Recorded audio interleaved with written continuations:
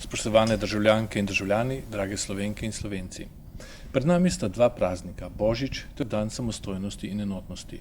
Oba imata za nas poseben pomen. Božič zbudi v nas prvinsko radost, srečo, navdušenje, ki jo začutimo le ob rojstvu novega človeškega bitja. Jezus pa v Božiču ni le otrok, je tudi Božji sin na zemlji in kot tak vir naše vere in ljubezni. Želim vam, da doživite Božič v vseh njegovih pestrih razsežnostih in v prijetnem, sočutnem družinskem okolju. Ne bo Božič priložnost, da se spomnimo tudi tistih, ki so sami, morda osamljeni in ki ne morejo upati na družinsko praznovanje. Dan po Božiču je državni praznik, s katerim obeležujemo dan samostojnosti in enotnosti. Slovenke in Slovenci smo pred 24 leti plebiscitarno rekli svoj da samostojni državi. Izrazili smo veliko enotnost, zato je Janševa vlada leta 2005 predlagala, da se poleg samostojnosti ta dan imenuje tudi dan enotnosti.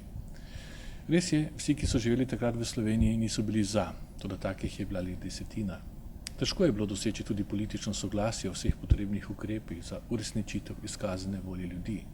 Mnogi so potihem upali, da bo tole operetna osamosvojitev in da bodo stvari poslej spet tekle ubrane poti. A v Demosovi vrstah so bili ljudje, ki so na potilu plebiscita vzeli resno in naredili vse, da se Slovenija resnično osamosvoji in da se samostojnost tudi fizično zavaruje, čeprav ji je primanjkovalo orožja, ki ga je stara politična elita predala jugoslovanski armadi, ki je na to napadla Slovenijo. A prav ti ljudje so uspeli obraniti domovino in zmagati v vojni. Danes so mnogi od njih po krivici preganjeni. A nekaj je zagotovo. Če jih ne bi bilo, Slovenija ne bi zmogla zavarovati plebiscitarne volje Slovenk in Slovencev za samostojno državo. Hvala Bogu, danes jo imamo. Slovenija je vpeta v ugodno evropsko okolje, ki nam zagotavlja preživeti tudi v prihodnje. Spoštujmo to. Pred koncem leta pa je tudi prav, da se ozremo tudi na prehojno pot države in da pogledamo ukrepe, ki sta jih sprejela vlada in njena parlamentarna večina. V teh dneh bo namreč minilo prvih 100 dni 12. slovenske vlade. Žal je to obdobje zaznamovalo predvsem nadaljevanje zmanjševanja konkurenčnosti Slovenije, a tudi očitne kršitve ustave.